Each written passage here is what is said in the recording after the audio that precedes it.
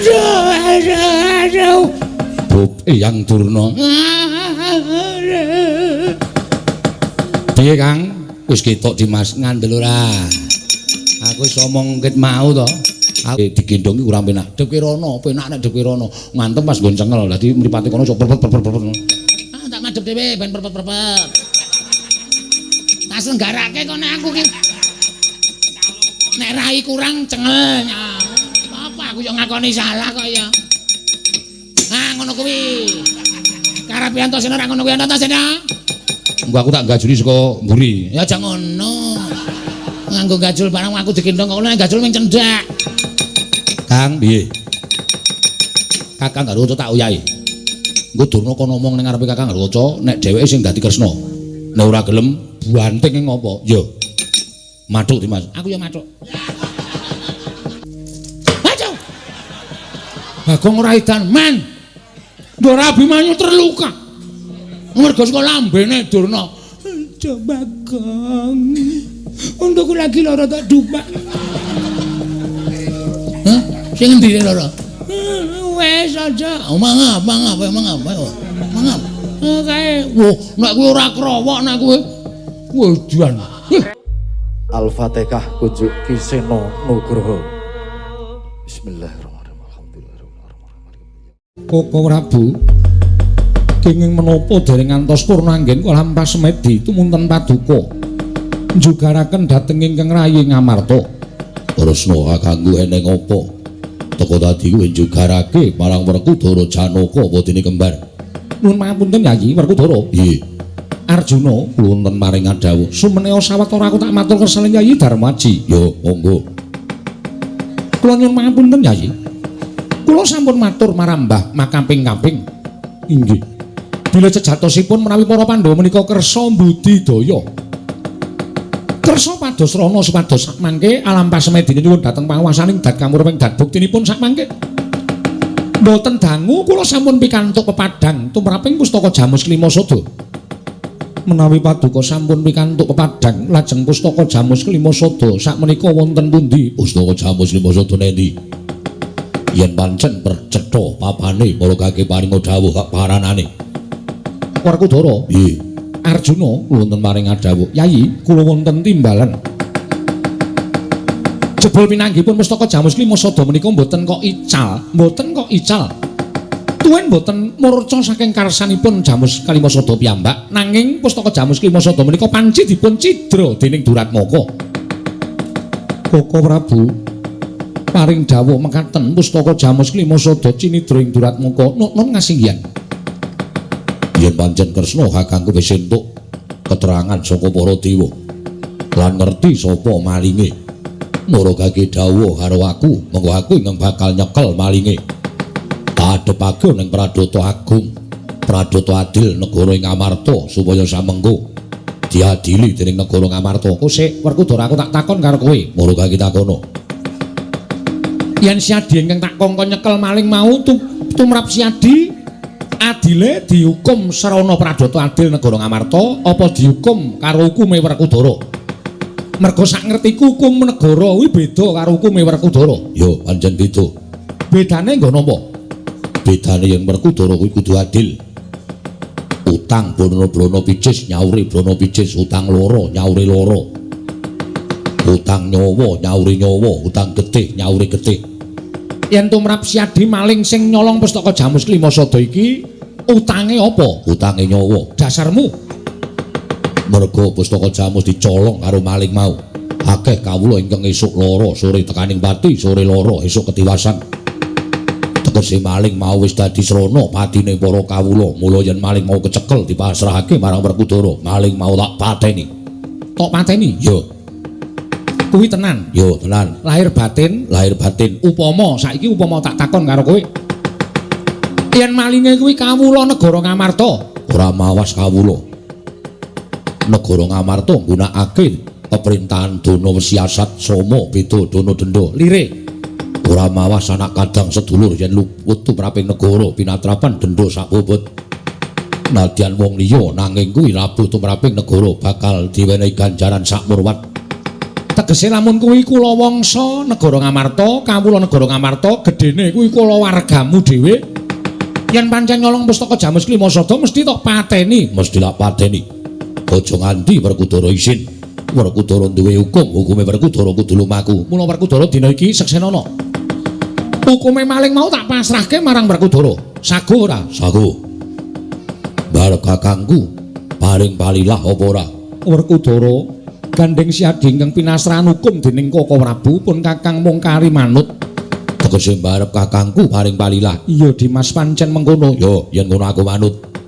Wis saiki kaki kandhakno sapa sing nyolong pustaka Jamus Klimasada. Tak patenane kuandane tak aturke Kresna kakangku dadi bukti yen Werkudara kuwi ora mencla-mencle guneme. Yen pancen siadi saguh mateni supaya dadi pengantep-antep ati ning pun kakang mara gage sumpah. Sumpah. Yen kowe saguh mateni maling mau. Yo, aku sumpah. Disekseni kiblat papat segara gunung isine ngrene wengi. Tak sumpahke ucape Werkudara, maling sing nyolong pustaka Jamus Klimasada. Ora nyawang kuwi sedulur, ora nyawang kuwi wong liya, ora nyawang kuwi kulawarga. Yen wani nyolong pustaka Jamus Klimasada tak pateni. Werkudara, apa? Sing nyolong anakmu Abimanyu, Dimas.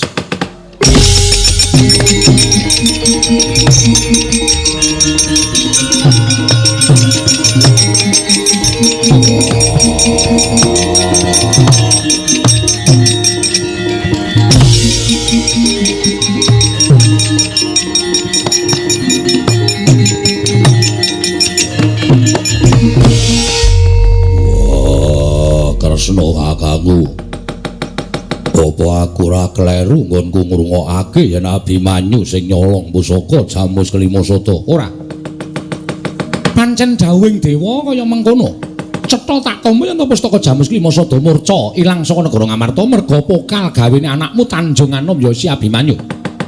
Mula Yayi, satria iki wis ngucap sepisan kudu dilakoni. Yen nganti kowe ora nglakoni apa sing tak ucapake mongko wis sumpah karo jagat.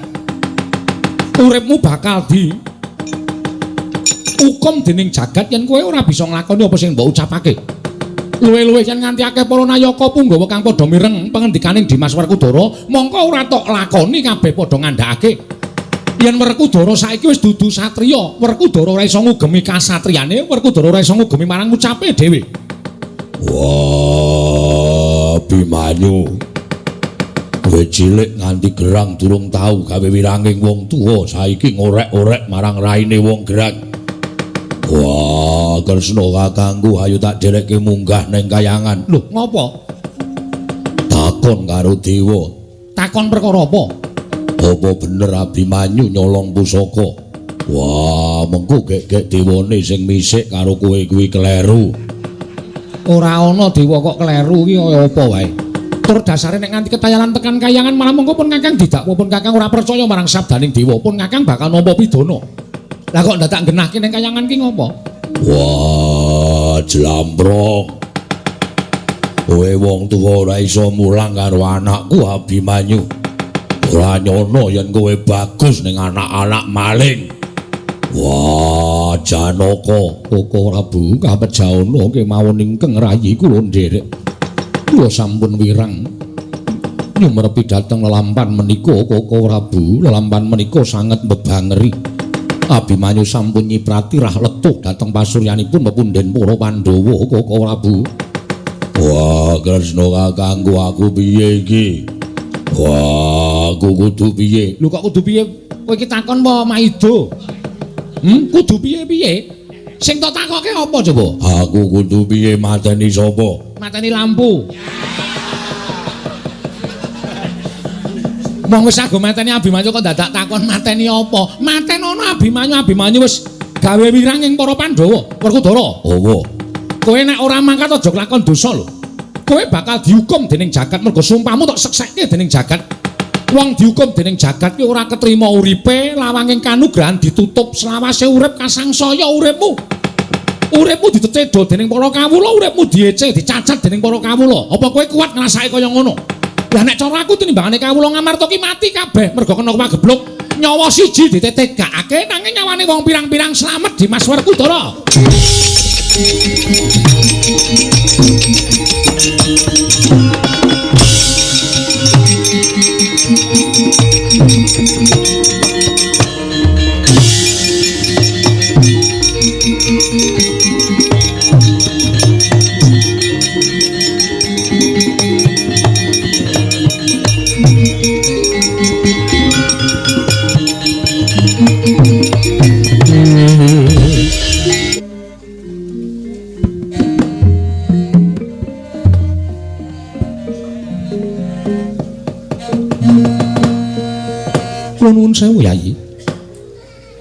Upami paduka menika sungkawa menika kula nuwun sewu sampun boten wonten ginanipun. Jernyatanipun lampahan menika sampun kelampah ngibaratipun sekul ingkang sampun dados jenang boten badhe wangsul dados sekul malih. Lelampahan menika adilipun boten dipun getuni. Tuwin agengipun dipun tangisi. Sabab kula nuwun sewu ujaring para kaki-kaki pranata gama samanyebataken tiyang ingkang nampi pacoban mongko nglampahi pacoban menika kala wau kanthi panggersah panggersula langkung-langkungipun ndadosaken susah penggalih paduka Yayi Prabu menika kula nuwun sewu tegesipun menika mboten nampi dhateng gesangipun. Gusti paring pacoban menika sakmurwat kalian kekiatan titahipun Yayi. Mila samangke mbok menawi menika pacoban ingkang awrat tumraping para Pandhawa namung kula nuwun sewu menawi dipun penggalih lho. Upamiya Abimanyu menika saestu nyidra pustaka Jamus Nyang Jimat Klimasada. Menawi ngantos para Pandhawa paring pangapunten dhateng lampanipun Abimanyu ingkang sajakipun sampun nias dhateng para Pandhawa menika kala wau, tartemtu sakmangke badhe ngembet dhateng wewatekanipun para putra sanesipun. Ing agengipun tumunten badhe nyepelekaken dhateng para Pandhawa. Sampun Yayi. Sakmangke ngapenggalih ingkang lomba kemawon tuwun dipun masrahaken dhateng panguwasaning Dat Kamurweng Dat kanthi ikhlas lan sabar. Kula pitados Pandhawa saged nglampahi lelampahan menika kanthi jejeg tuwin tewajuh penggalihipun Yayi. Koko Prabu mboten nyono babar pisan bilih anak kula pun Abimanyu wantun nyidra pustaka Jamus Nyang Jimat Klimasada menika mboten nama mokal. Jernyatanipun Abimanyu menika nembe lare muda tumaruna ingkang gampil murup manahipun menawi nggadahi gegayuhan tanpa petung menika adakanipun para muda ngaten menika. Inggih Koko Prabu, kula nuwun sewu. Menapa wonten pangandikanipun Yayi Prabu ingkang nate paring dawuh kaliyan Abimanyu agengipun pangudang tumraping lare menika. Gandeng Abimanyu ginadang gadang nyambung dhateng sejarahipun para Pandhawa.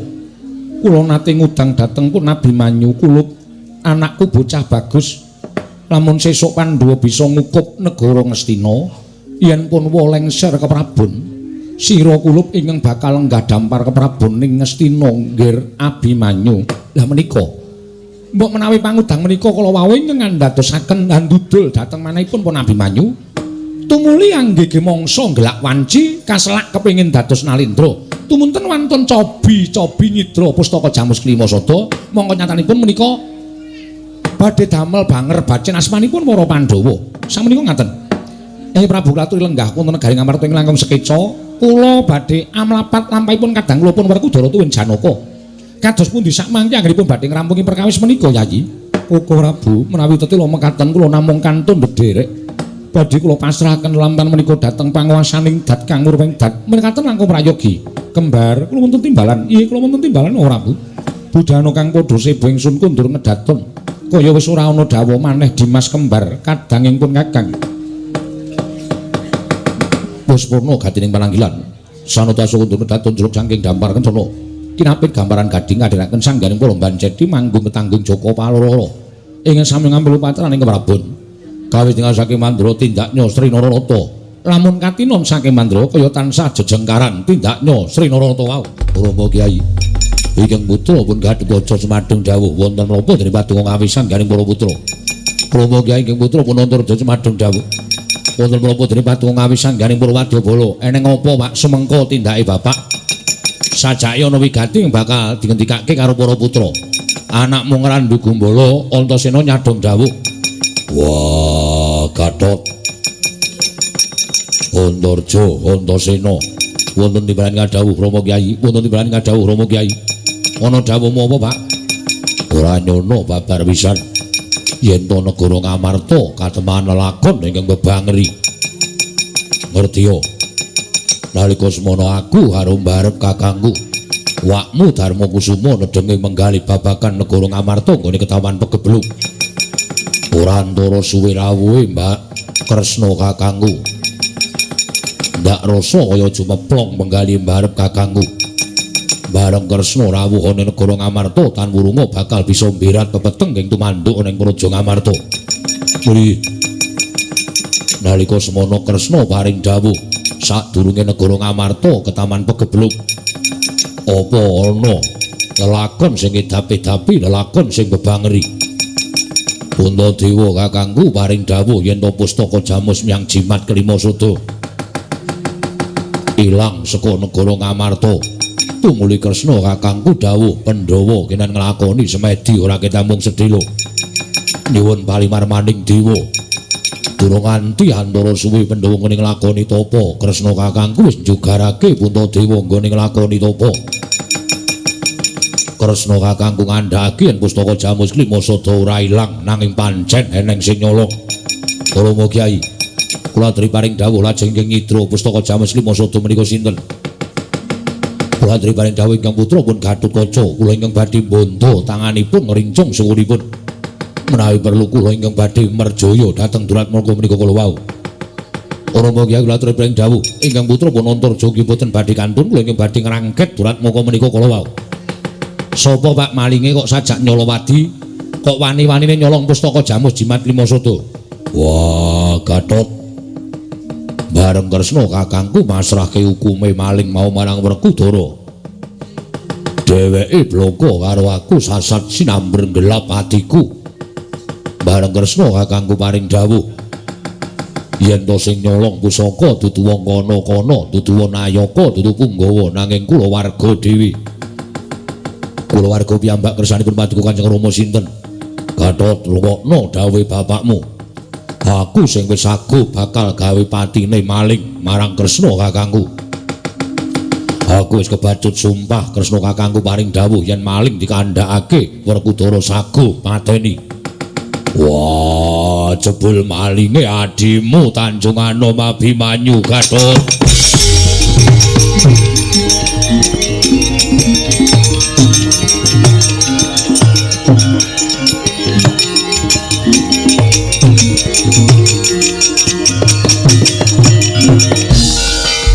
Rama Kyai, salaminipun kula srawung kaliyan adi kula pun Abimanyu dereng nate tuminta ingkang kados mekaten.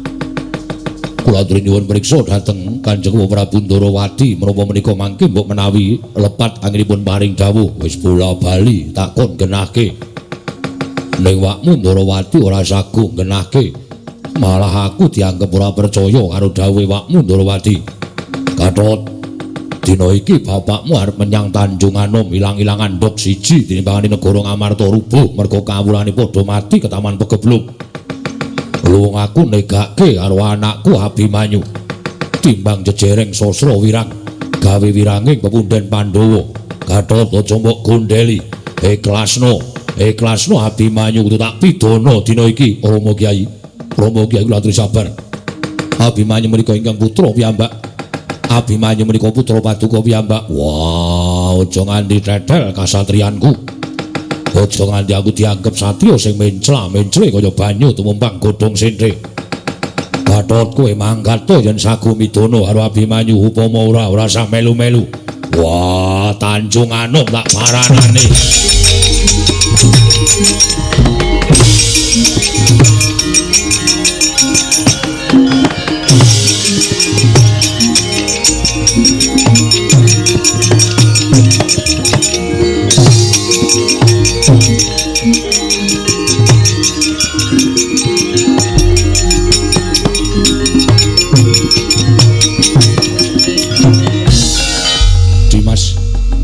Kanjeng Rama Kyai wis budal marang Tanjung Anom. Nedya midana karo adhiku lanang Abimanyu, lah aku tok candhet sik, Kang. Aja kesusu. Kanjeng Rama paring dawuh akeh-akeh mau aku kok mikir. Si Adi mikir apa? Si Ndarawati kok le tegel mentala ngendikake yen Abimanyu sing nyolong pustaka Jamus kelima sada. Monggo kowe ngerti dhewe. Abimanyu kuwi ditresnani kabeh pepundhen Pandhawa, klebu Waireng ya tresna banget karo Abimanyu. Rasaku kok ora kepenak. Ora kepenak piye, Dimas? Rasaku kok kaya cubriya. Mula kowe karo aku rasah mangkat ning Tanjung Anom. Lah banjur aku karo Dimas nitip priksa marang Siwa Ndarawati. Mergo saiki ngene, Kang. Saiki akeh wong iso sulapan, saiki akeh wong iso wong gawe-gawe. Kok atiku kaya melang-melang kaya ninggal jejabang nutup ning Balumbang, aku arep nitip priksa karo Waireng. Nek Waireng tenan tak ugemi ngendikane yen perlu aku sing mateni Abimanyu. Yen trubusaning satru telik Mangindrajala Ya kuwi pakarti ning jajalanan sing bakal gawe bebudhek banyu bening kahanan Guru Ngamarta, aku sing ora trima. Dimas arep ngopo? Arep niliki Sinuwun Kresna. Ya nek Sinuwun Kresna tenan, nek udu ayo.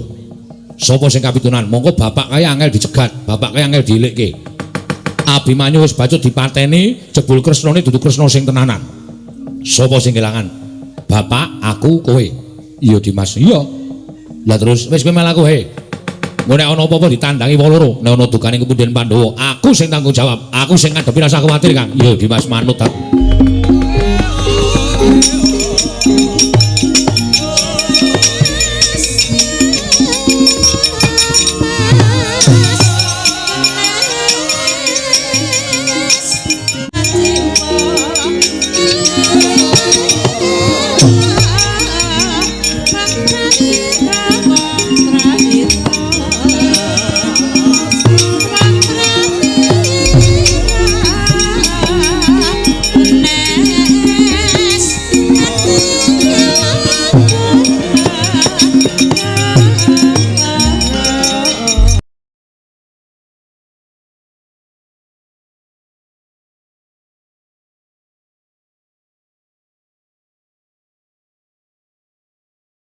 Wasisane ku Bathara Wayah Para jagat.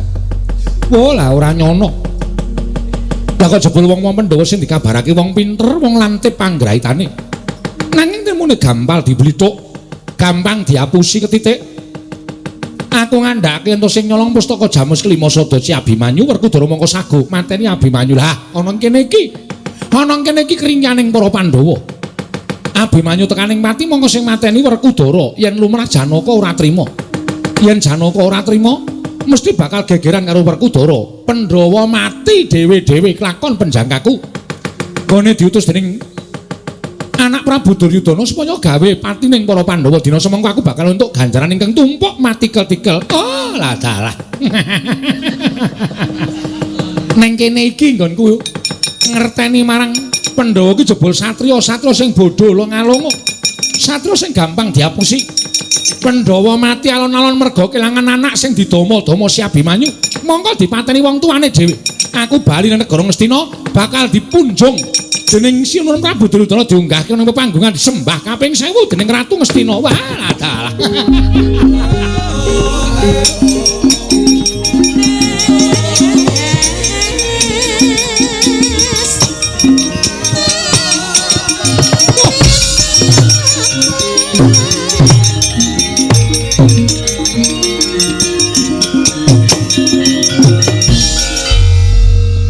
Kaget Pak Di. Teko nang mburine Pak Dene kok ora omong-omong. Aku nek teko ora tau omong-omong. Budus ngono ya. Wong dasare Ngamarta ki nggone bapakku dhewe. Dadi aku nang ndi-ndi ki ora usah dadak laporan karo sapa-sapa. Iya. Nggumun aku. Pak D kok saiki nek gumujeng kok kaya bahagia banget.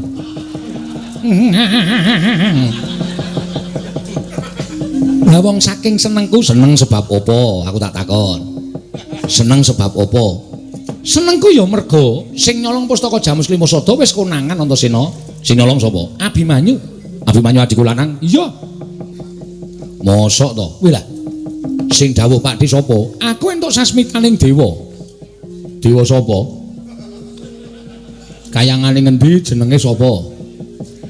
Lho, Antarja barang. Heeh.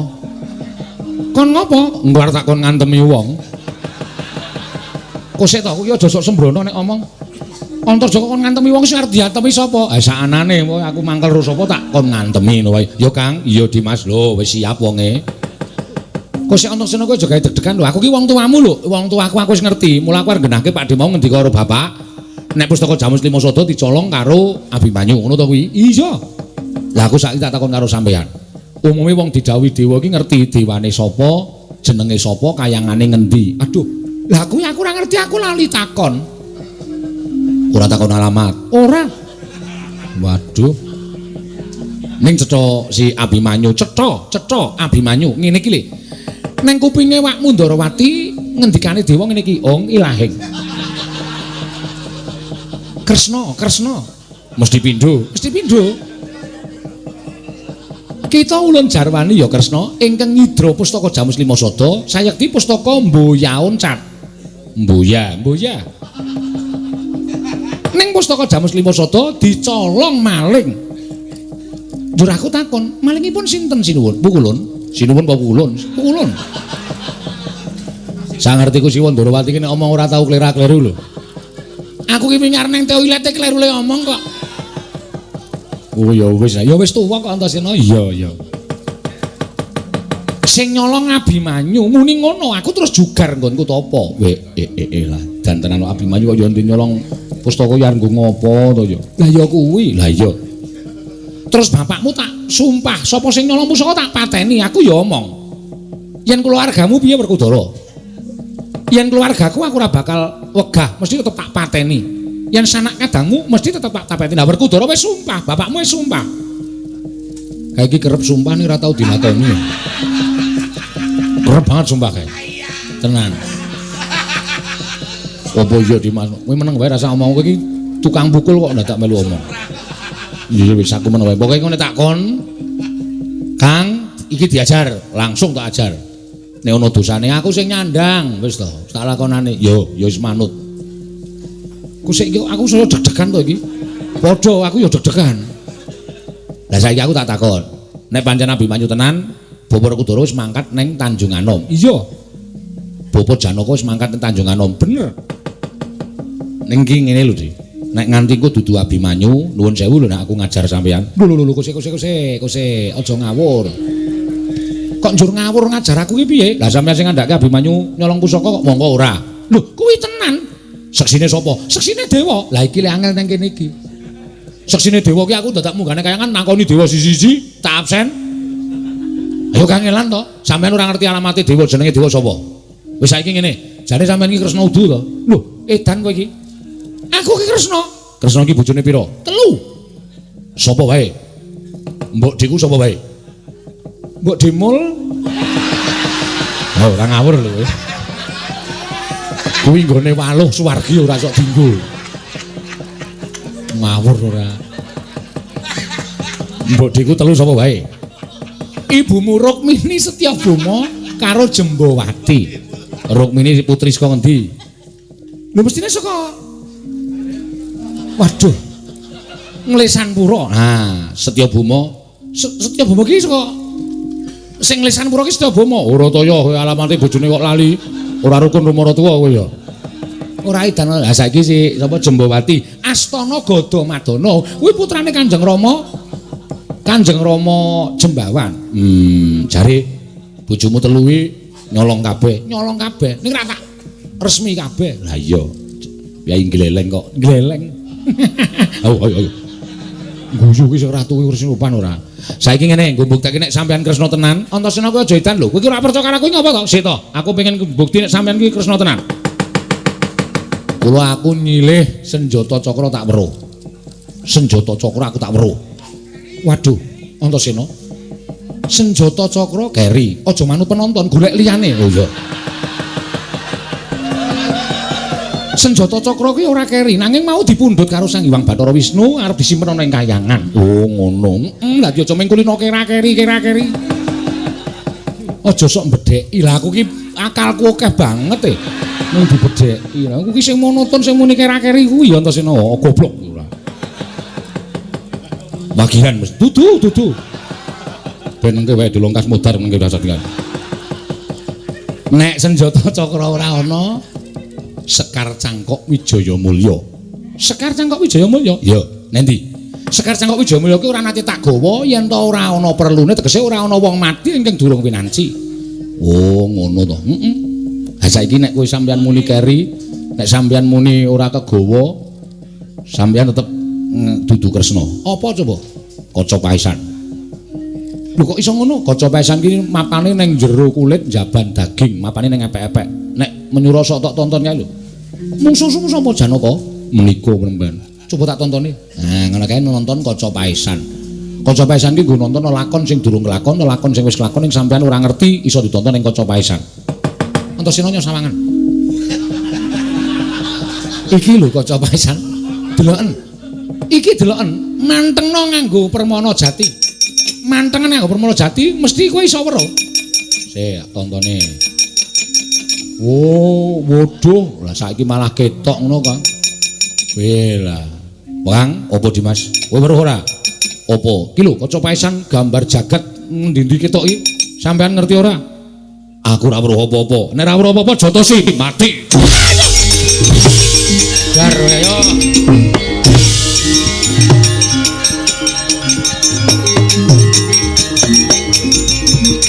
Wong mati aku kotor kok aja jan.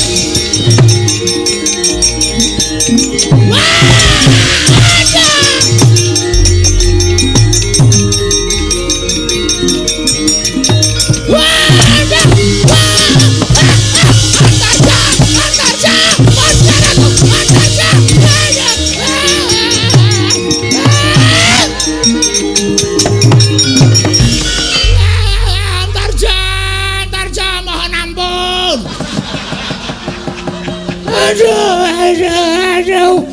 Bob Eyang Durna. Piye Kang? Wis ketok Dimas ngandel ora? Aku wis omong ket mau to. Aku kok cubriya. Kanjeng Eyang kok saged-sagedipun panjenengan mimba nata Ndrawati. Panjenengan damel geger negari Ngamarta. Dikangkan. Dikangkan sinten? Dikangkan dening anak Prabu Duryudana.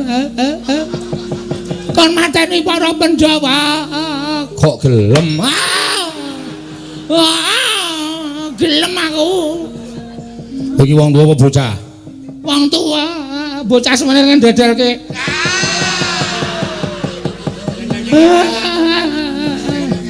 Tenar rakus. Wong tuwa kok kurang gawean ki mau nek nganti Bapak Werkudara tekan Tanjunganom. Nek nganti Abimanyu cilik loro gedhe tekaning pati sing tak ajar dudu sapa-sapa ning kowe. Meneng wae iki jebul semaput. Deke Kang, deke. Wungu ya. Antasena omong ya men ora tas-tas.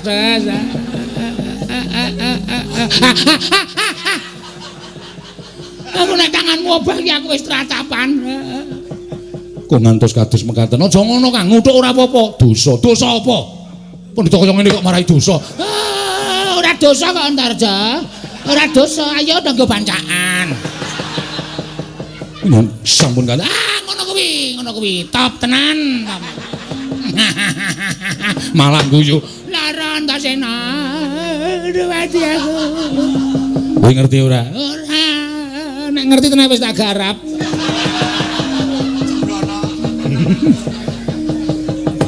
Bapak Werkudara saiki ning Tanjunganom. Goleki Abimanyu. Paman Janaka ning Tanjunganom goleki Abimanyu. Wong piyai loro ku arep mateni Abimanyu, Mbah. Aku bingung Antasena. Bingung perkara apa? Aku diutus dening anak Prabu Duryudana kon mateni Pandhawa ki carane piye terus aku dadi anak Prabu Ndrawati. Aku mikir nek Abimanyu ki anak sing ditresnani dening para Pandhawa, nek Abimanyu mati, heeh. Pandhawa mesti ora duwe kekuatan pepes bayu kang tapis. Terus Pandhawa gampang dipateni sirku ngono. Malah konangan Satpol PP loro iki. Kok panjenengan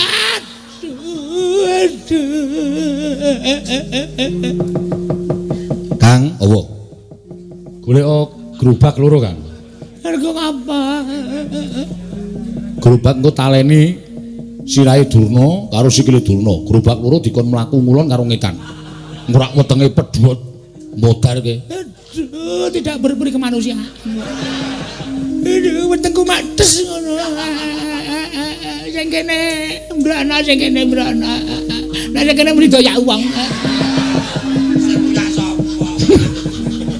Mesti yakin kuwi mengarep dadi otot-otot.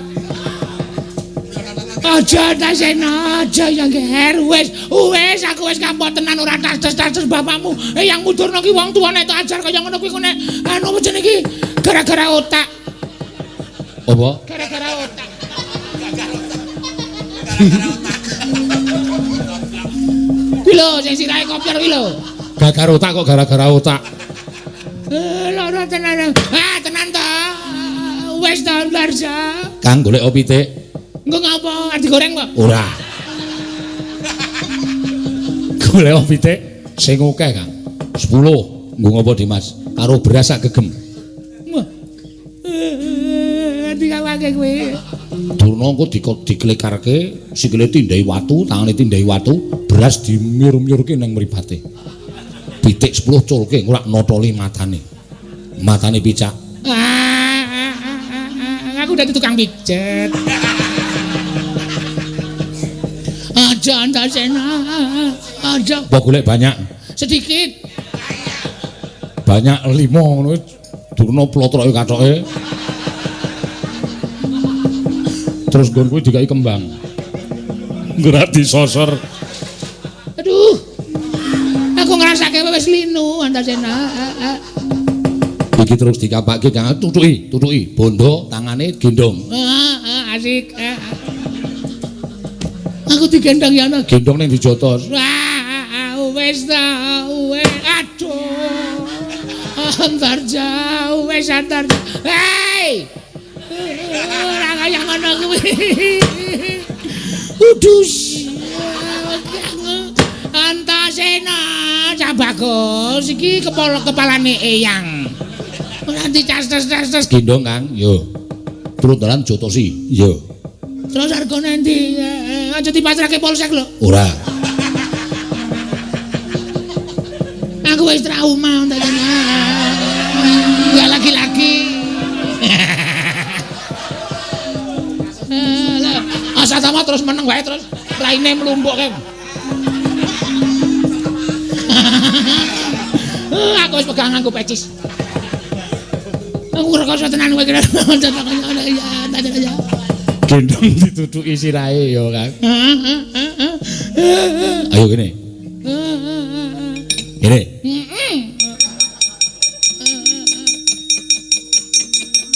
Iki kok munggah dhewe karepe sapa?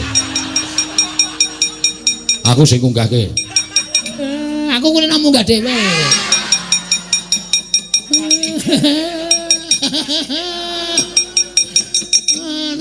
Nek munggah dhewe nek medhun didonke aku kulino.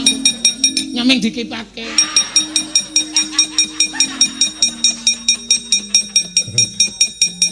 Wis. Karo dijotosi Kang. Lho ora kena. Aduh, syukur kowe kena janggutmu dhewe. Kualat karo wong tuwa.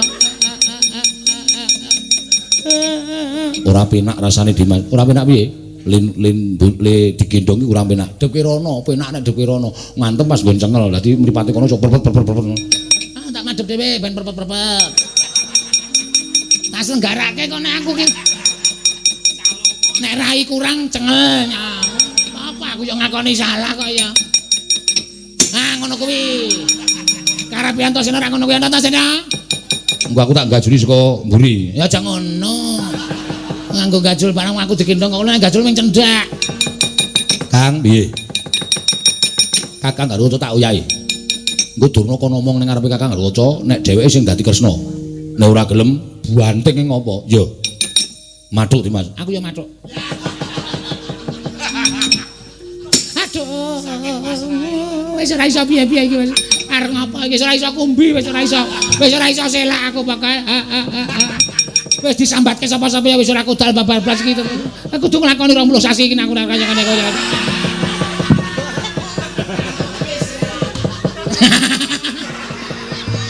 Terus langsung meneng wae wonge. Ayo Kang mangkat. Ayo Kang ngoyak karo Kakang Garuca. Iya Dimas.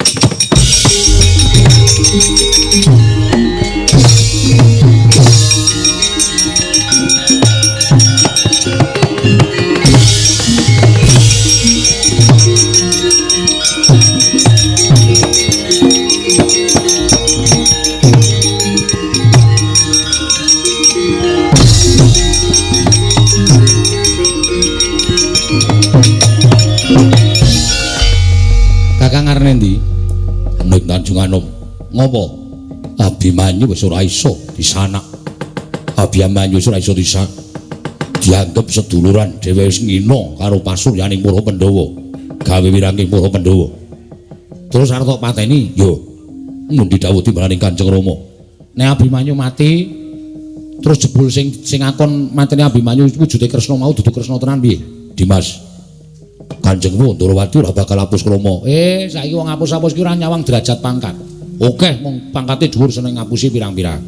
Oke, kawula cilik sing ora duwe ning malah ora sok ngapusi ya pirang-pirang. Aja sok mikir derajat pangkat perkara ngapus-hapus. Dimas kok iso matur kaya mengkono dasarmu apa? Sing dadi Kresna dudu Kresna tenan. Sapa? Eyang Durna. Apa iya? Kowe do omong ya. Apa Dimas iso mbuktekke? Kang, gorene Kang.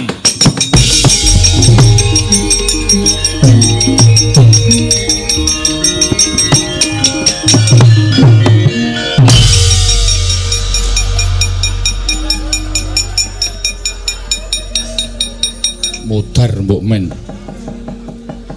Tangi. Jam pira? Ngembang malah takon jam pira. Aku ora mlebu ta sini. Katokku teles. Tangi ora tangi ak gejrik cengelmu. Antar jok ya tenan. Lungguhke wong tuwa ki mbok ya nuk. Lungguh tuk. Eyang menika kursinipun nek ngono lho. Kok mabet.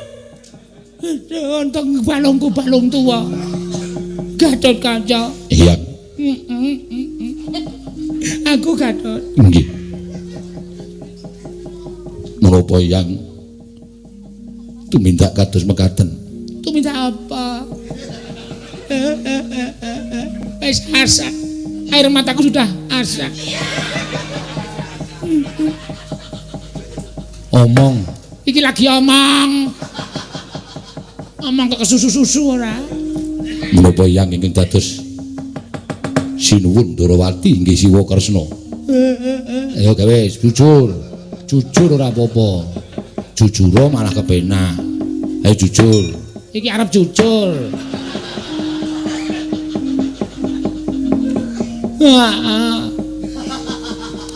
Oh, terus pundi? Iya. Iya dados sinuwun Ndrawati. Gatot Kaca. Nah ingaten panjenengan ingkang dawuh supados Kanjeng Rama mejahi Abimanyu.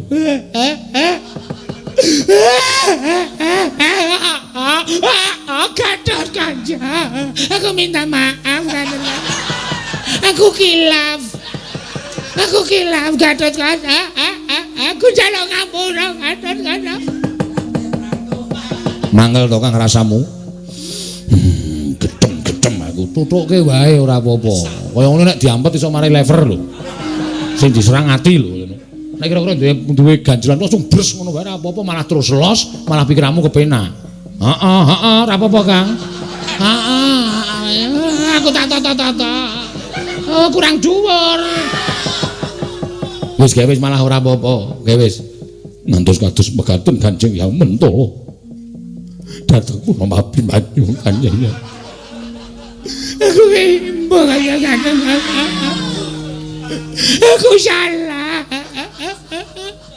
Aku salah Gatot Kaca. Panjenengan mboten kinten menawi saged tumindak ingkang kados mekaten Kanjeng. Aja Gatot Kaca. Aja ya Gatot Kaca, tanganmu ki kaya wesi. Gatot Kaca, aja ya. Kanjeng Rama sampun bidhal wonten ing Tanjung Anom. Dan wurunga Abimanyu badhe pejah Kanjeng Hyang. Gatot Kaca cendol dawet Gatot Kaca. Piro Gatot Kaca? 500-an. Enggak pakai mangkok Gatot Kaca. Tangki tanggung. Terus Kang mene edan sisan. Kuwi diajar wis cendol dawet kok saiki wis mesti arep edan kuwi. Kang, oh Dias. Tak jaluk Kakang nyambut gawe. Iya. Gelem ya Kang, gelem. Bapak dioyak nganti kecekel. Bapak ki nek mlayu bantera jamak-jamak. Bapakmu tahu juara lomba lari. Aku ki salah apa ta? Sing ngomong karo kocok nomorku durung tahu juara lomba lari sapa? Biyen ya ada zaman pendadaran siswa Soka 5. Musuhe Kurupati kalah playon. Saiki Kang, saiki Dimas, saiki mangkat to. Yo.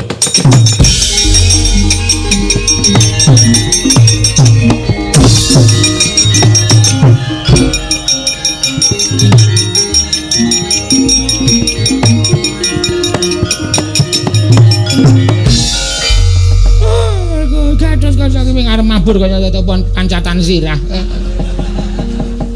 Mustakanipun yang niku kados undak-undakan. Oh ya arep mancat. Heeh, nya.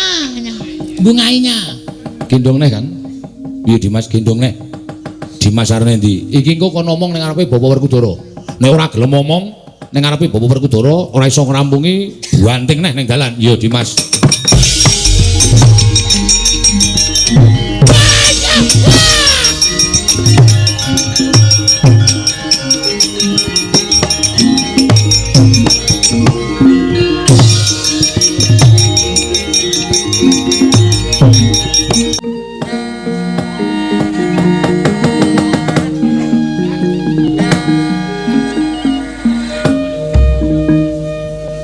Damarayo wonten dawuh nggih anak Prabu.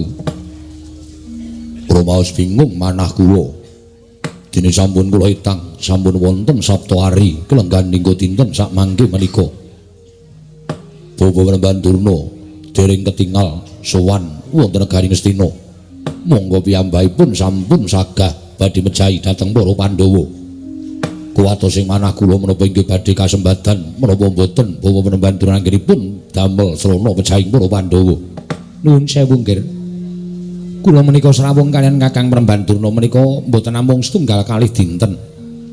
Namung sampun tetaunan lan kula ngertos jawi lan lebeting Begawan Durna.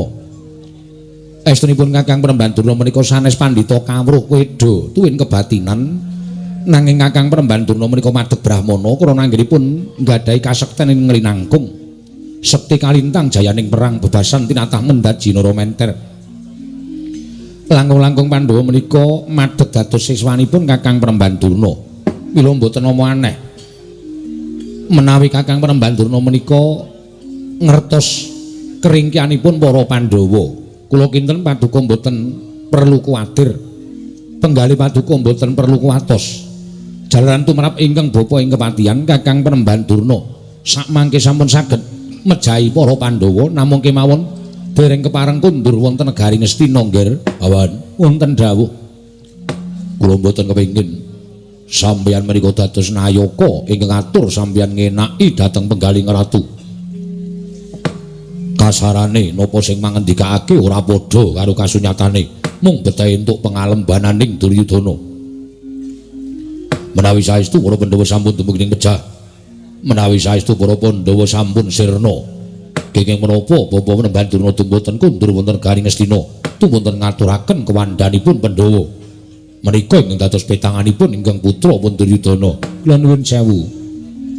Sampun ngantos kinten Kakang Prambandurna menika ingkang dados sabab musababipun Pandhawa pejah. Mila tumunten mbok menawi sawetawis semeni wonten negari Ngamarta nggih. Nanging kula nuwun pitados dhateng ingkang bapa ing kepatihan. Panjenengan mboten perlu kuwatir. Panjenengan boten perlu nggadahi pamitang ingkang boten-boten. Sakmangke kula tetepaken menawi Pandhawa sampun sirna margalayu saking tanganipun Kakang Prambandurna. Kurawa namung kantun ropian-ropian, suka-suka parisuka mangun sukaning manah nggih anak Prabu Ngastina.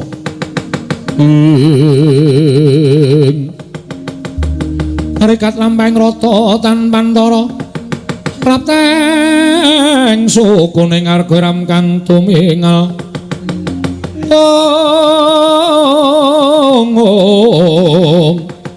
ram kang tumingal dendeng saengga praja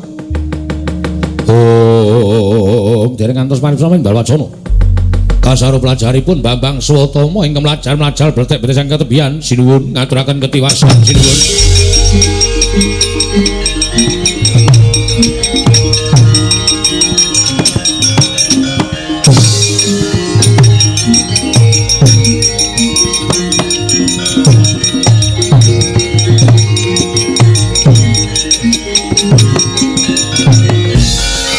Swatama mlayu-mlayu eneng apa ngaturaken ketiwasan diwaji nalika semanten kula nderekaken Kanjeng Rama Begawan Durna. Anggenipun nampi timbalanipun Gusti kula ingkang sinuwun ing Astina supados rana pejahing para Pandhawa. Nanging mugi andadosna ing kawuningan sakmangke ketingalipun badhe kasembadan nanging sakmangke bapa penembanturan anggenipun Sesinglana Tandrawati kadenangan dening pun Antasena miwah Antarja. Satemah sakmangke tiyang sepuh kula dipun ajar turut margi sinuwun paduka kedasaken milujengaken dhateng bapa penembanturan tiyang sepuh kula diwaji.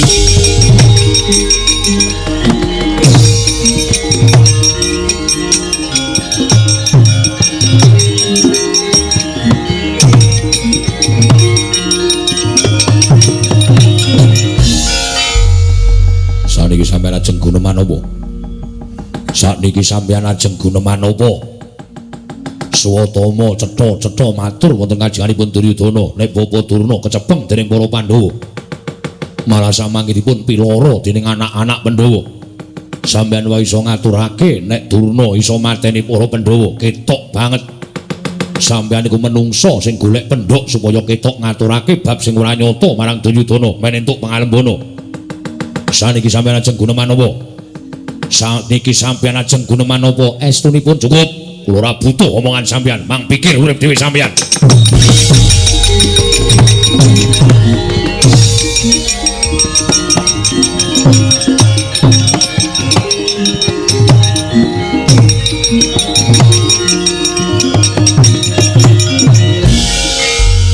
Mila benjang meli menika menawi paring pangandikan menika kedah jumbuh kaliyan kasunyatan to Paman.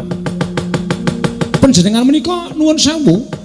Kula westani kewanen wong durung ngerti kahanan saknyatane kok matur yen Pandhawa wis tekaning pati.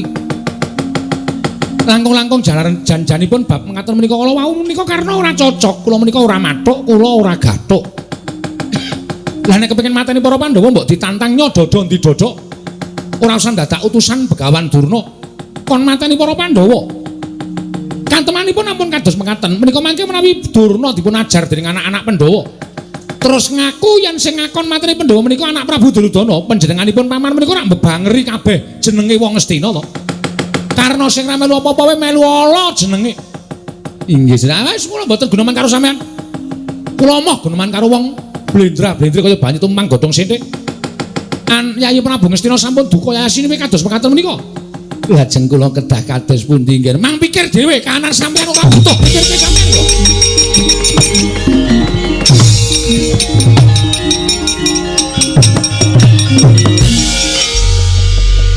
Pripun Paman? Santai wae. Ora usah kemerungsung. Panjenengan malah dipun dukani sinten-sinten. Aku ki wong santai kok.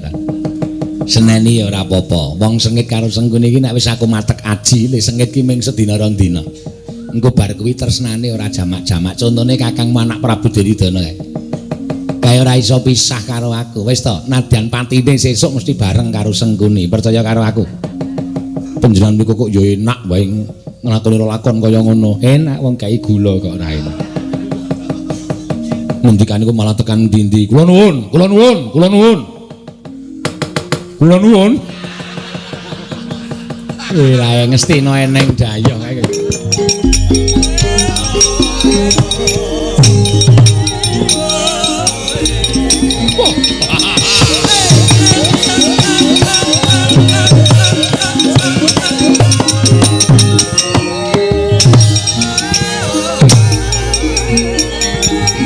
Sewu menika sinten?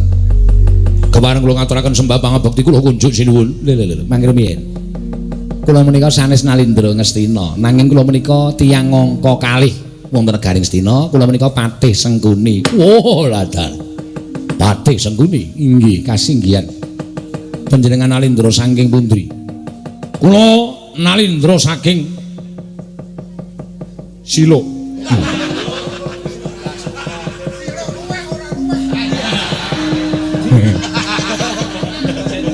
Kula Prabu Wagiran tumeka Pralaya.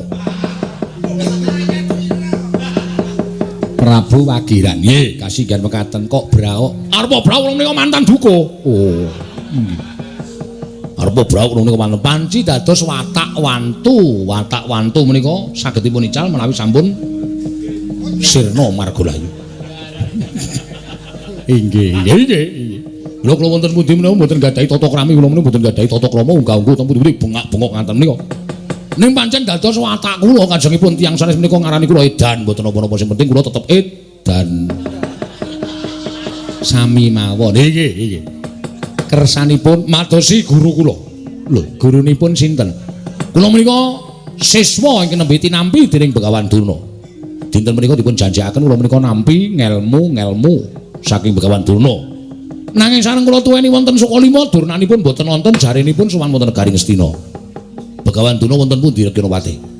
Nuwun sewu, Kakang Durna sakmenika dados pesakitan. Lho. Liripun dipun utus anak Prabu Duryudana mejahi para Pandhawa bidal sakmangke kecepeng anak-anak Pandhawa. Mangke nggih. Begawan Durna kok saged dipun utus mejahi dhateng para Pandhawa menika Pandhawa lepatipun menapa? Mboten luput, mboten kleru menika dados mungsuhipun anak Prabu Duryudana. Lho, piye kowe? Wong ora luput ora kleru kok pendhita kok gelem mateni wong ora salah menika. Nuwun sewu. Wah, lah nek ngaten kula suwita Begawan Durna menika klentu. Inggih. Kula menika pengin suwita pendhita sing ampuh, pendhita sing resik lahir lan batine. Ning jebule kula suwita yen kula entuk formulir pendaftaran menika. Klentu.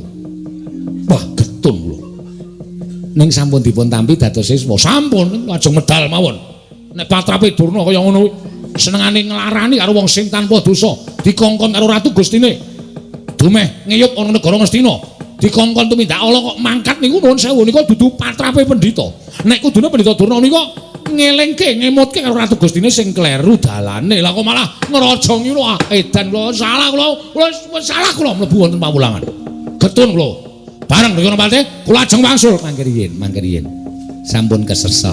Wonten mriki dienggo gayeng-gayeng. Nek mboten wonten sing bengak-bengok ndak ora pati ya gayeng. Mekaten. Nuwun sewu, perkawis panjenengan menika anggenipun suwita Begawan Durna menika klentu monggo. Ning tetep dadi siswa Suka Lima. Siswa Suka Lima, inggih. Durna diajar kalih namine Antasena karo Antarja.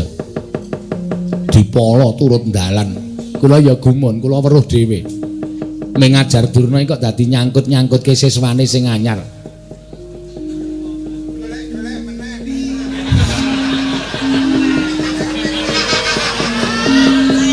Maksudipun nyangkut-nyangkut ki pripun?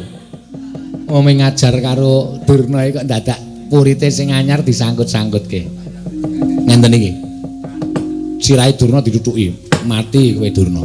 Kowe wong sing tumindak ora sak mestine mesti mati ning negara Ngamarta. Ayo nek perlu omongno siswa-siswamu kon ngeroyok Antarja Antasena. Aku ora wedi. Iki Antasena sing bakal ngajar karo kowe. Ayo omong wagilan ngono. Omong siswamu anyar jenenge wagilan jejekane nang kene. Omong. Panjenengan jenenge disangkut-sangkut. Mangke riyen. Kula niku ora ngerti apa-apa jenenge disangkut-sangkut. Le nyangkut-nyangkut ngendika nganten niku omong wagilan ngono. Nonton wayang Ranggara kok cah tipis. Ning paitan abab tok. Biasane ngekeki rokok dalange kok blas ora. Wis tipis uripmu wagilan ngoten niku. Nganten niku omong. Asli kula mboten ngapusi. Ayo nek pancen kowe kewagilan kon tekan kene, hak jejekane sampean ditantang wonten niku. Lho, kula ora ngerti apa ditantang. Perkarane ora perkara kula mbelani Durna, ning perkara harga diri kula. Ah inggih. Wah.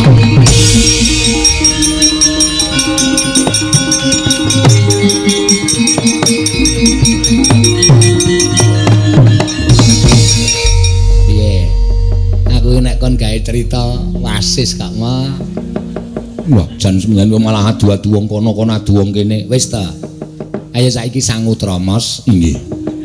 Karo nggawa panganan, nggih. Nggawa kloso, gelar kloso, gawe kopi, maem karo ndelok wong gelut. Oh inggih. Ingin dados sumbering perkawis Paman Sengkuni. Wis ta ora masalah, tak tanggunge dosane, tak tanggune. Mok Kartomar.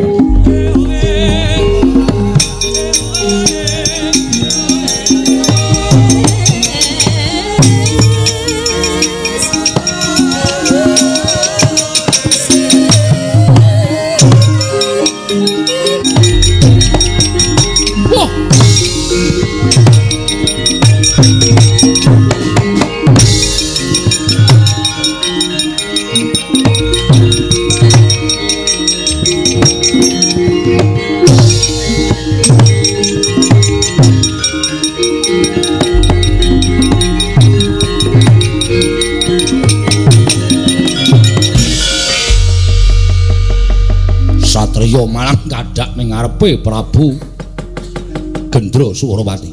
Lho kok malih. Biyen cilik-cilikane jenengane Wagiran. Gedine Gendra Suwarawati. Sowe Antasena. Sapa? Antasena. Antasena. Iya, kowe sing ngunek-unekke karo aku.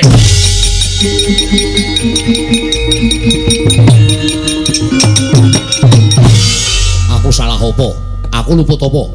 Perkara areng nglabrak karo Begawan Durna monggo, monggo. Kuwi dudu perkaraku. Pancen bener aku siswaning Durna ning anyar. Aku ora ngerti kentang ki lakon pojok lereting kanan. Lah kok dadi kowe ngunek-unekke karo Prabu Gendra Suwarawati, aku salah apa? Piye, Kang? Tanduki wae, Dimas. Nek kira-kira Bondo kalani diajar wong loro. Kowe murid Durna to? Iya.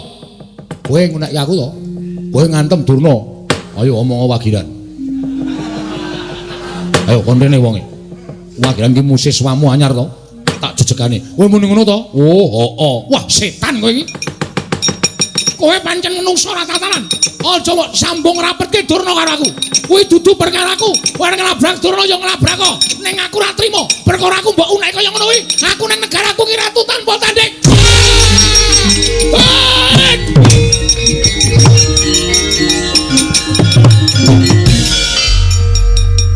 Wis rampung, Kang. Tok apake Dimas. Lah aku ki iso ambles bumi rak sisan tak pendem to wonge. Ra terus mati to ora gedabikan. Lah iki engko perang karo sapa? Ora sanggup perang awake kesel kok. Perang apa? Wayang iki jane ora mbutuhke perang ora apa-apa, sing penting iso mendramalisir cerita. Iya Dimas. Ayo ngoyak Bapak, ayo tak tutke. Sik, aja muni sik. Isih ana kata-kata isih. Durna nendi Durna? Tak taleni ning uwit galu wae. Wah, aku wis kuwatir ngono nek ucul barang di pojokan cemara. Mbah, apa? Arep ngantem apa piye? Nah. ya wis nek ora apa-apa aku nilai kowe kok. Aku ya wis mulai rada kepenak awakku. Ya aku digawe ra penak. Mbok saiki wae.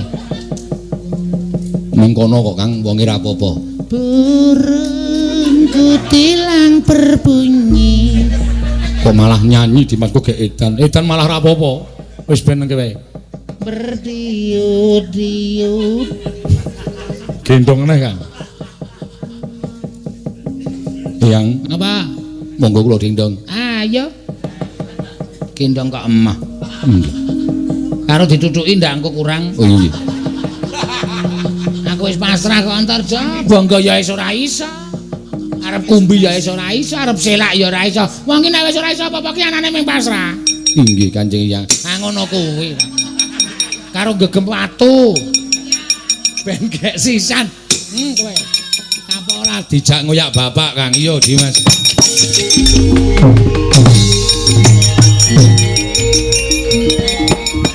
Kanjeng Paran rawuh ana ing kasatyan Tanjung Anom. Aku ngaturke sembahku katur ibune kula Mbak Tampa. Kula ngaturake sembah mapuk kula kunjuk Pangeran Nyaya Sri Kandi Ndak Tampa. Ora liwat pangestu ning pun Kakang Tampanana. Apa ninggo jimat paripe? Ana apa Kanjeng Paran dene Kanjeng Paran teka rawuh ana ing Plangkawati ing Tanjung Anom semengko pengawak Badran Damarsasi. Sembodra ana dawuh apa? Ora weruh marang anakku lanang Abimanyu. Abimanyu menyang endi? Kanjeng Paran panjenengan kuwi apa sing mbok pirsani?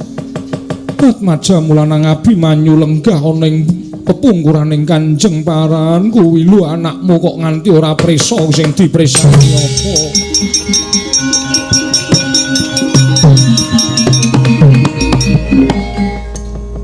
Abimanyu kula wonten timbalan ing adhawuh Kanjeng Rama. Ora nyono babar pisan lamun sira Atmajaku mapan ana ing kene. Nembe kemawon kula badhe ngaturaken sembah kelawan Kanjeng Rama, ora susah ngaturake sembah. Ngerti kula lamun praptaning wong atuwamu ana ing kasatyan Tanjung Anom. Yekti ngemban dawuh timbalaning Kanjeng Koko Prabu Darmakusuma ya wakmu ing Indraprasta. Lamun wakmu bakal paring ganjaran kelawan sira Atmajaku Abimanyu. lelabuhan menapa ing sampun kula tindakaken dene Kanjeng Prabu badhe parang-paring ganjaran dhateng kula Kanjeng Rama. Ora usah dadak perlu takon. Sing baku ganjaran mau tampanono menawi tetelo mekaten kula aturi maringaken Kanjeng Rama. Samangke kula badhe nyuwun mriksa kaliyan Prabu piyambak menggah menapa ing sampun kula tindakaken nyo tampanono bocah murang tata.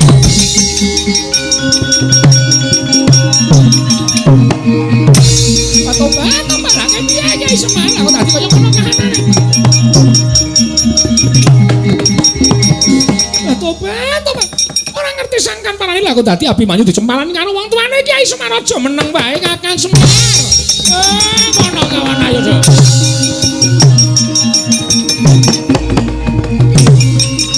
Ayo Kang, ayo.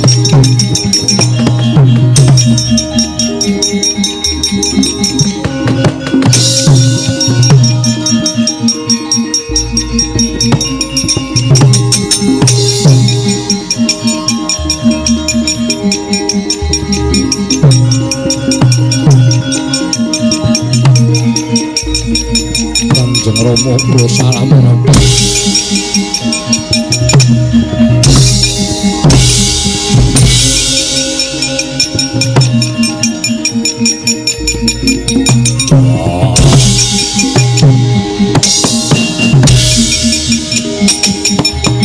Pramara remangus wong ngambreng kadhe karunaning kaswase dosang gondo astrat mojo longlong lalu mangulati. Wah, Jlamprong luwih dhisik tekan Tanjung Anom. Wah, Abimanyu wis mbok ajar. Jlamprong sing duwe kewajiban mateni anakmu aku dudu kowe.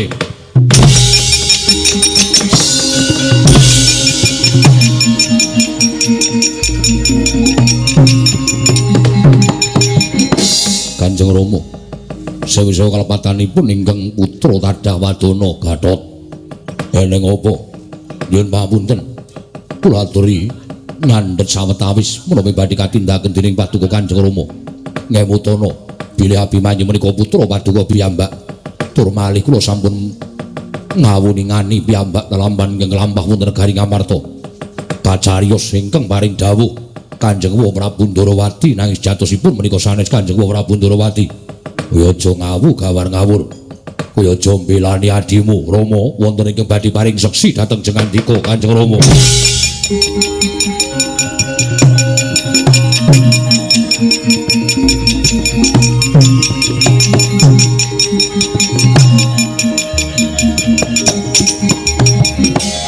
Caidan Antasena. Ngopo? Aku Pak sing iso mbuka wiwara pepeteng negara Ngamarta. Apa sing ndikake Waireng mau jatine usuk ora saka ngendikane Waireng. Sapa? Nek bapak tak kandhani mesti ora percaya. Sapa Caidan?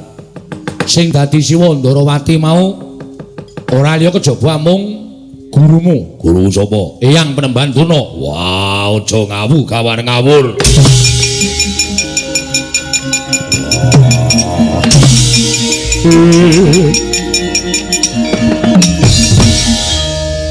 Aja main pukul. Aku ki ngomong ki apa anane kok bras. Ya pancen wis iso ngandhake kudu ana buktine. Kang, gorene Kang, menungsane.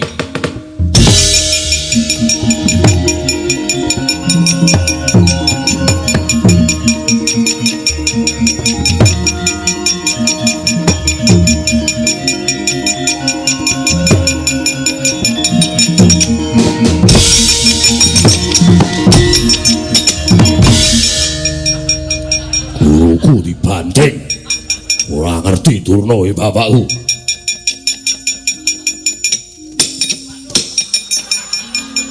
Rame iki dadine. Ayo arep ngapa kowe? Turno bapakku. Merkudara iya. Kowe kok dadi kaya ngono rupamu? Teng penjata ta? Iya. Diajar anakmu. Antasena Caidan. Ayo gek ngaku ngondak anak-anake do dadi korban, kowe iki ngaku wae. Iya ya. Wis, engko nek bareng aku gek mangan bakso. Wis, aku diturai wae. Turai rasa kuwatir. Tak pesenke pisan. Ora nganggo mie. Waduh. Kok perintah ora nganggo mie barang. Werkudara, aku njaluk ngapura ya Werkudara. Njaluk ngapura piye?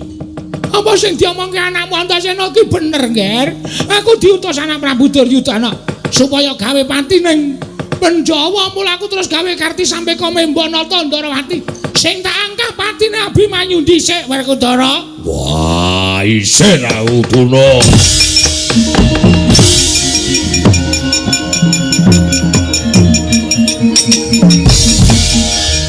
Wis bapakku cetha metu lek dadi muridmu. Ora mungkin wong ijazah isih tak gawa. Ijazah dengkulmu meloncat ora. Kang, opo Dimas? Ngendi kowe? Karepe piye? Durna digawa. Engko nggo bukti karo Paman Janaka utawa pepundhen Pandhawa liyane. Yo. Kakang Garukaca nyegato mak cilik ning acara Dimulanang. Yo Dimas.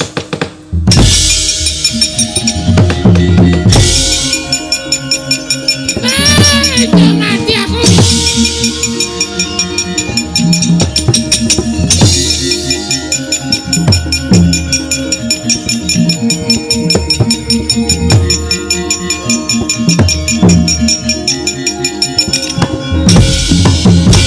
Lakon dari mata pirang barang.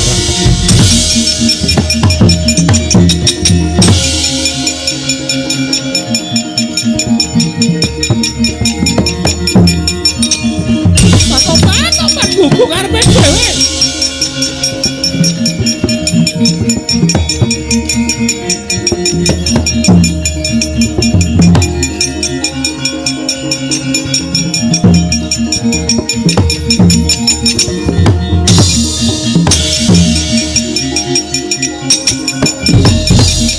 Berikan dirasah melu-melu. Ora melu-melu mergane apa? Tobat nadan kula menika mboten gembol, kula menika ora nglair ke Abimanyu kaya anak kula dhewe. Panjenengan menika bangetan karo anake dhewe kok nyiksa kaya ngono janjane arep digapake. Piye kebangetan sampeyan niku wong lanang bagus ning kok mentolo karo anake dhewe. Ora usah melu-melu, Kudu melu-melu.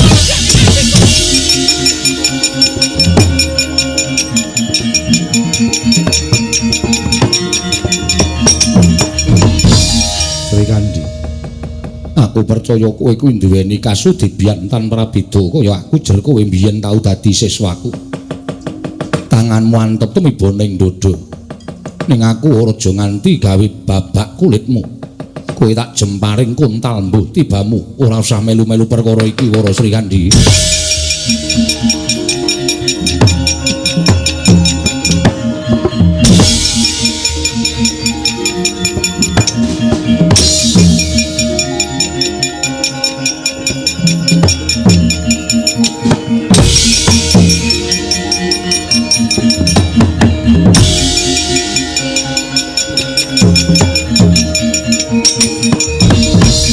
Gatotkaca, Paman kula tremut.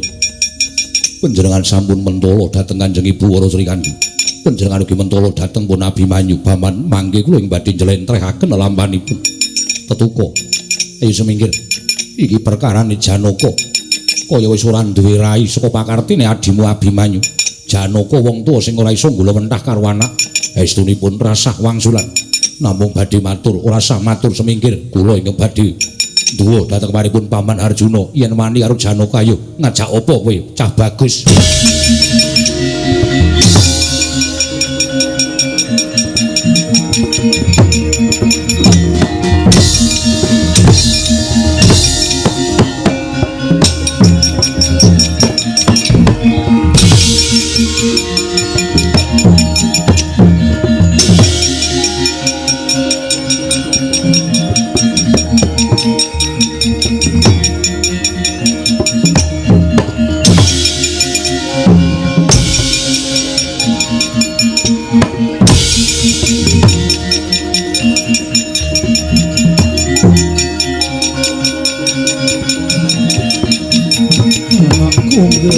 Anakku Abimanyu.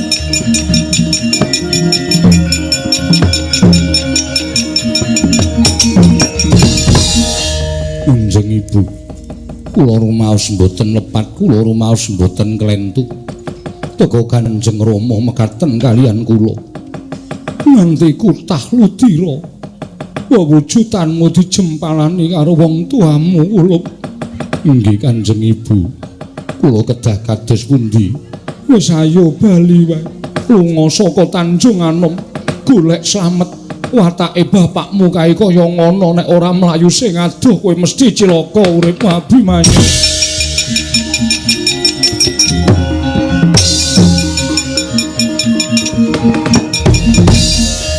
Sake ya, Truk. Ora pati ya. Truk. Nggo karo nggo ngaso, Truk, mosok playon terus. Iku aku arep ngadepi Ndara Janaka tak elingke. Wis sasane aneh. Ya wis mlayu melu mlayu Ndara Wara Sembadra wae malah tentrem. Wong kaya ngono nek ora delengke Karepmu lho, aku wis ngandani lho. Nek ning apa-apa aku ora tanggung jawab. kuwi arep ndi? Arep melu Ndara Wara Sembadra. Mlayu lunga saka Tanjung Anom karo Ndara Abimanyu. Heeh. Aku tak nyoba ngelekke Ndara Janaka. Sangganan dhewe nek ning apa-apa.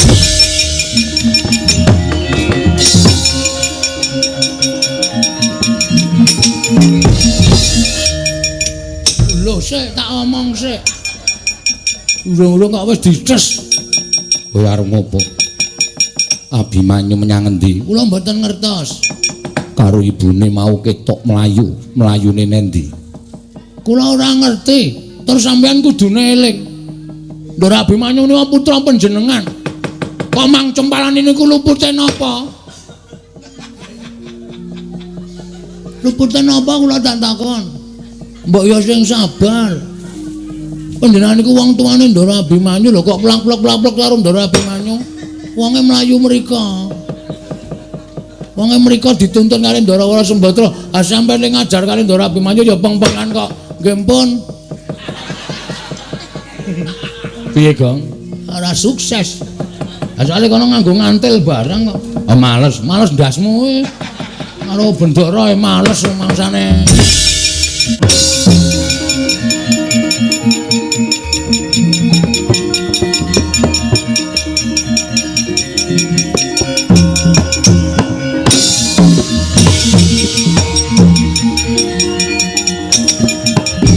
Andita kang kinare wangsit pindha kumbang kang ajaping tawang suso kangen ngendi nggone Widara Yaksa wonten drawuh penemban Widara Dewa.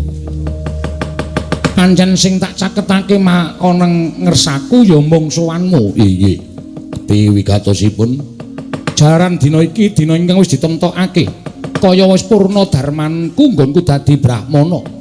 Ya mung iki jalarane apa aku kok durung iso nggagapi saenipun dipun tenggo kemawon penemban.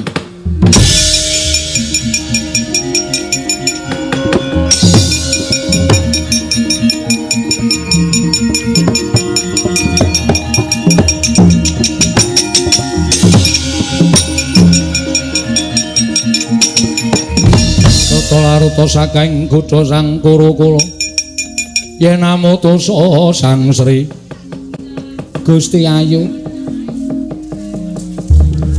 nuwun sewu panjenengan menika sinten? Aranku Wara Sembadra Premban. Iki pertapan ngendi? Menika pertapan Widara Payut. Kula Begawan Widara Dewa, menika cantrik kula Widara Yaksa. Wonten menapa kok mlajar-mlajar penemban aku nyuwun pengayoman. Aku dioyak-oyak karo bojoku arane Raden Janaka. Garwaku nyempalani atmajaku ya anake dhewe. Abimanyu ing ngono ing pepungkuranku iki. Nganti kaya ngono wujudane penemban aku nyuwun aku delikno aku singitno penemban supaya slamet saka ya kuwi garwaku Raden Janaka. Waduh. Kula mboten saged lire kepiye sebab kula nembe dipun timbali dening dewa krana dewa sakmangke badhe ngawontenaken upacara. Upacara apa? Upacara badhe nyemplungaken titah wonten ing kawah Candradimuka. Titah menika kalih pawestri lan jaler. Lupute apa titah mau teko arep dicemplungake ana ing kawah? Krana dawah wonten ing kayangan ngrisak pepasrening kayangan. Nuwun sewu penemban sing jeneng tiba mono janjane ora iso diluputake merga kuwi katindakake kanthi ora sengaja. Tembung tiba lan niba kuwi beda.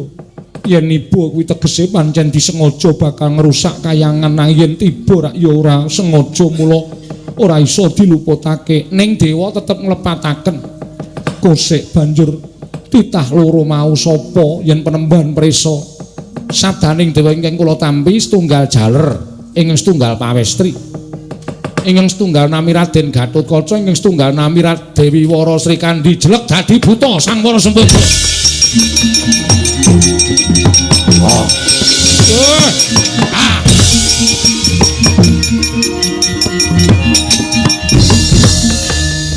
Gatotkaca kuwi anakku. Wara Sri Kandi widulurku wedok Abimanyu. Kowe tak titipke nang pertapan kene, kayangan ora mbalekke wong loro sungsang bawana balik. Ah.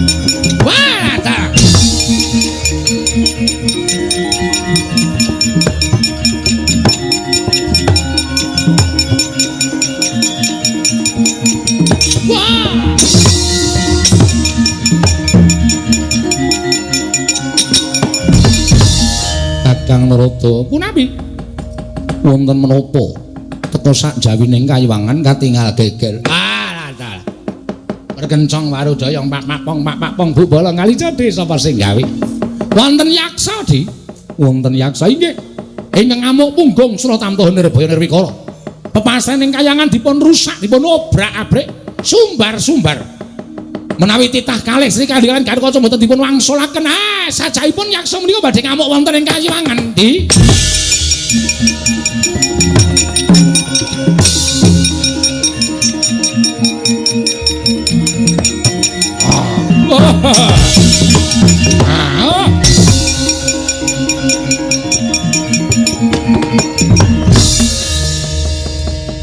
iki sapa cetha kowe dewa sing peteng jagatmu ora iso nyawang karo aku teko dadak takon karo wujudanku Bathara Guru ora usah takon karo aku maragake dulurku wedok Wara Sri Kandi karo anakku Gatotkaca balekno ora mbok balekke njaluk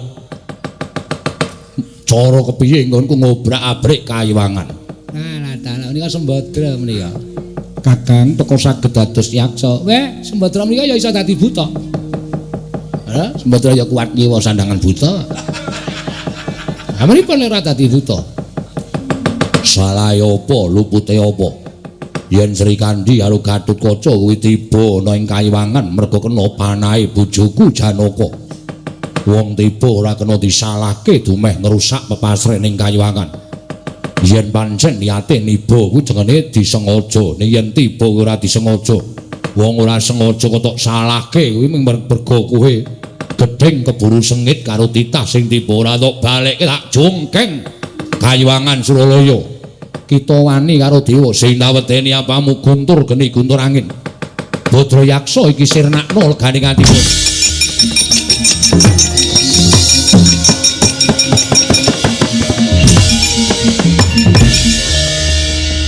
pripun guntur geni guntur angin ping drap-drup mboten wonten ngingingi kalian pun Badra Yaksa mboten temama Kang mestinipun mboten temama pripun nah ingaten tetep kula ngakoni keunggulanipun Badra Yaksa inggih unggul 1-0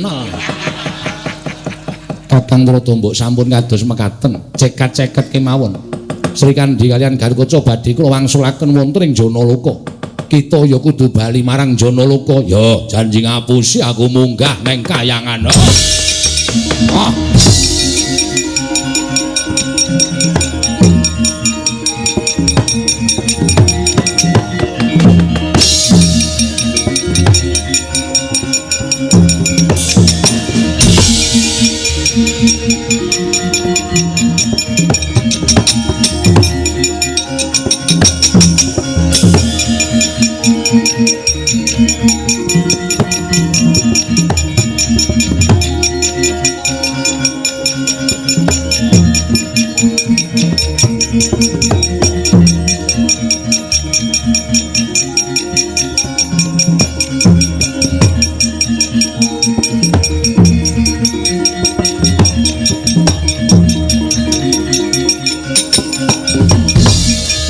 sarta saking godha sangkara kala yen amutusa Sang Sri sampun Gusti Ayu wis penemban ya iki Wara Srikandhi ingkang wis ndak boyong saka Kayuwangan Batobat Piyai Putri kok sentosane kados mekaten salajengipun anak kunendi ingkang putra sampun mapan wonten ing pertapan panjenengan boten perlu kuatos yen ngono penemban sing tok openi aja ming anakku ning mbokne openana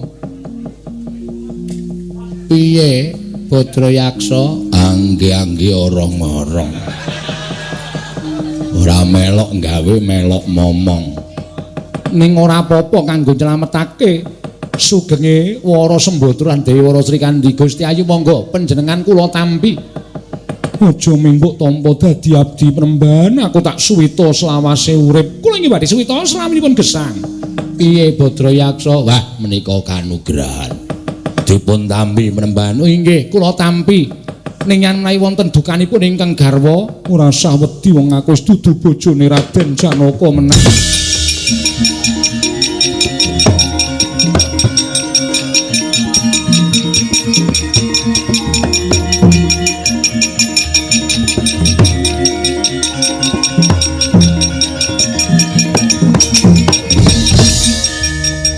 anggene niku mlayune mriki batu Bagong sing ngandani nek nang kene. Kowe iki mungsuh apa kanca? Cetok kene iki dienggo ndelik kok malah dikandani nek nang kene iki karepmu piye Bagong? Lah kula ditutuki ndase. Sembadra nendi? Pisan ngoten mboten apa-apa. Cuk ping pindho niku wis kaya vertigo niku. Napa-napa malik. Sing ora malik ming gambar dhuwit. Vertigo kok malik kabeh. Lah kula kandhani. Bagong titenono. Ngrampung masalah iki kepruki watu ndasmu waduh ora tak melu iki wae ndak ngrekoso uripe Sembadra apa Srikandhi ngopo Srikandhi kok ora basa ki apaku wis dudu apa-apaku kok ndak basa iki apa kowe rak garwaku rak mau ning bareng sampeyan iku nutuki karo si Abimanyu nyemani karo Abimanyu kok ora sudi duwe bojo sing galak moh. Ya Kang Mbok ya. Iya. Aku ya moh duwe bojo galak. Ya wis ben. Ngopo iki, Kang? Duwe bojo sing galak. Ya wis ben. Sing ngomongane senak. Iki masalahe kono kok kowe nyanyi barang ki ngopo ora? Untune dikawati. Ah ya ben. Yen ngono kuwi wis pisah karo Janaka. Pisah ya ora apa-apa, pisah ya ora apa-apa. Mung mergo pendhita tuwek keklek. Wis mambu lemah. Teko kowe ngrebut bojone Janaka ora mbok balikke. Tak gawe sungsang bawono balik Kayuwangan Widara payung kene gaglak limpah.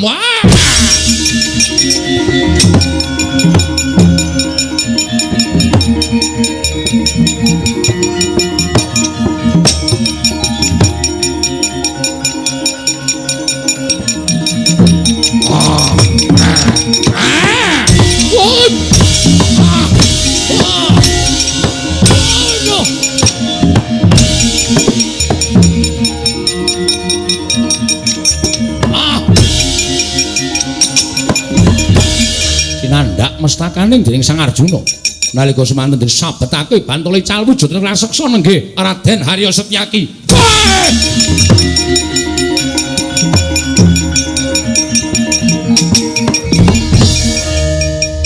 Nuwun sewu Kakang Mas. Kula ingkang dados yaksa Setyaki nggih. Pendhita mau sapa yen cantrike kowe? Lho panjenengan pangling. Pangling kalian kalawontenanipun Brahmana menika.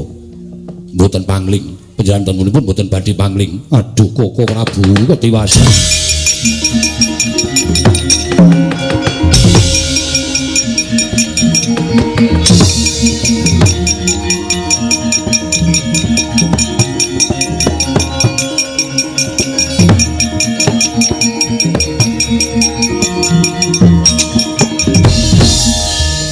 Raden kok nyembah kalian kula? Mawi kula mboten nyembah tartemtu kula badhe kuwalat. Liripun Paduka sesembahan kula Koko Prabu sampun ngantos nguntang-antingaken dhateng manahipun Janaka. Koko Prabu Ndarawati kula ngaturaken bekti kula kunjuk Koko Prabu lah dalah.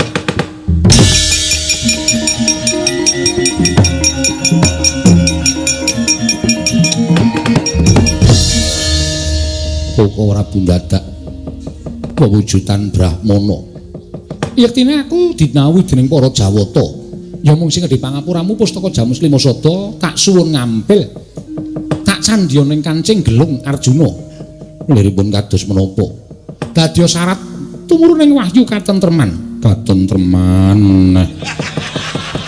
Tak cocok lho iki malah senengane mentahke. Tembung dipundi kok ming katentreman pun tentrem tasih tentrem malih pun tentrem tasih tentrem malih. Tentrem selawas-lawase. Sesuk Janakane ganti wae. Senengane mbedheki ora. Aku ming gumun Bagong kok iso manika warna wahyu katentreman. Niku sing niku wahyu katentreman lahir batin. Oh.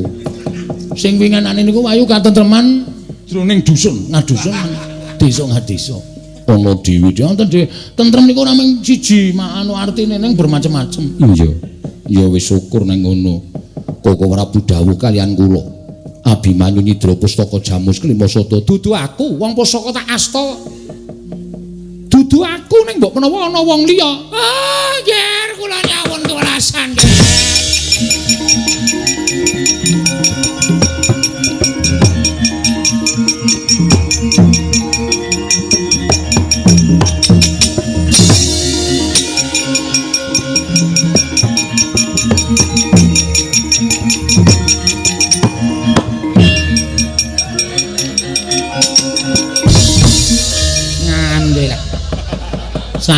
Selamat. Tak kira nek arep dibanting meneh karo si Antarja. Oh, nggih. Bapak Durna, inggih. Ana apa Antarsena?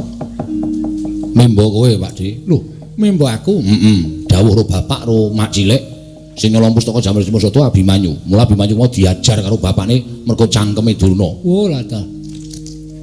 Ayo. Bagong ora edan, men. Ndora Abimanyu terluka. Mergo saka lambene Durna. Coba Bagong. Untukku lagi lara tak dupak. Hah? Sing endi lara? Wes aja. Mangap. Kae. Wah, nek kowe ora krowok nek kowe. Waduan. Pendhita kok ceroboh. Ngeri. Kowe ya mentolo-mentolone nyawang untune Durna to. Sengit ya kula. Truk. Lek terus sapa? Durna. Mosok Nena. lho, masalahnya apa niku durung teng iki? Ngandhake nek Abimanyu nyolong pusaka Jamus Klimasada. Kok iso? Membos Siwa Ndarawati. Wis. Itu. Nganti loro cangkemku itu. Reng, Apa? rene ora. Ngapa? Dang apa? Ana Durna. Lho, Durna tekan kene ngapae? Anu ngandhake Ndara Abimanyu nyolong pustaka Jamus Klimasada mula diajar Ndara Janaka. Durna kuwi. Heeh.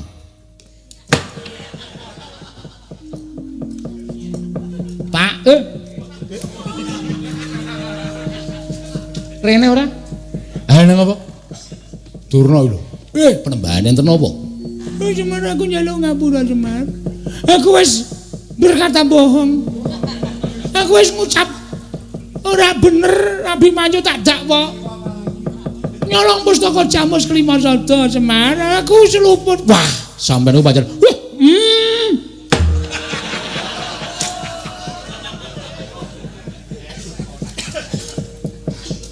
Karepmu piye iki? Karepmu piye? Semar dicengki wing ro garing. Gulune dicek diunggahke ngene. Aku seneng cangkemmu. Bangane cangkeme Durna. Oh, untuk ora tatanan. Ya dite. Hah? Yo dite. Arep kok tuku es. Ya ini ora ana wong adol es. Kei ora. Tak tusuk. Waduh. Oh kaya preman reng ora.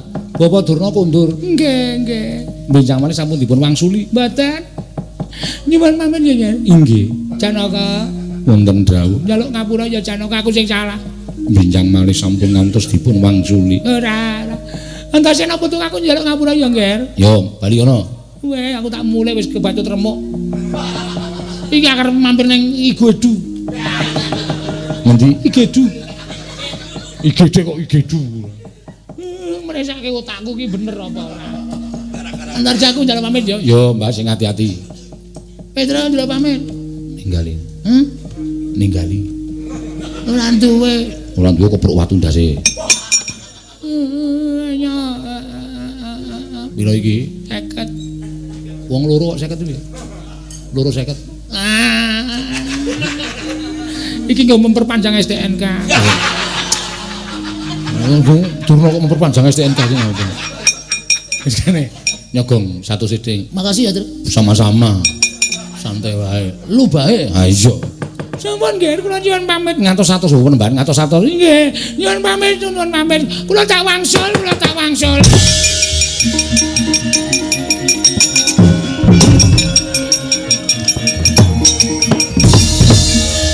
Petro, Non. kowe mau njaluk apa? Mboten njaluk napa-napa. Aku ora seneng. Kowe kira wis diwenehi bayar karo Pandhawa to? Nggih. Nek ana wong ngono kuwi to, kowe iki tok banget ndremis lho. Kaya wong ra kopen. Ayo balekke. Durnane wis bali kok. Balekke dioyak dibalekke. Aku mau tak kandhake Prabu Puntadewa dilarani lebu dadi ponokawan arep entuk bayar saka ngendi? Nyatruk nggonku balekke pisan. Oh, balekke dhewe-dhewe kok. Mau tok tampani kok.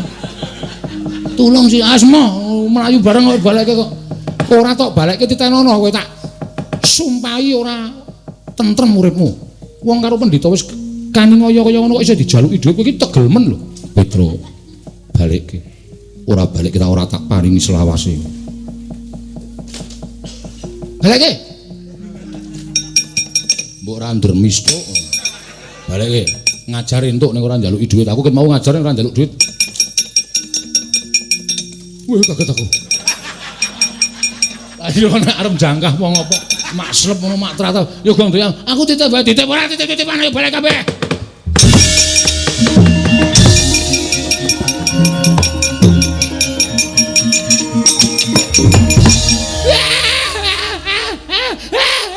Petro!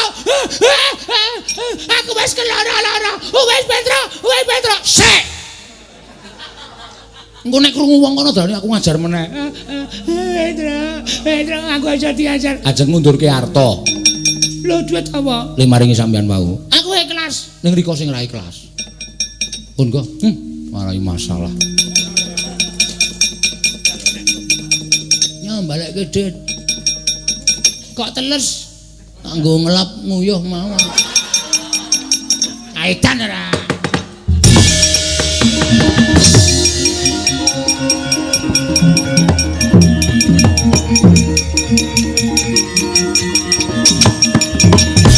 Kula mboten nrimakaken. Wis rasa trima wong bapakmu salah kok, Nger.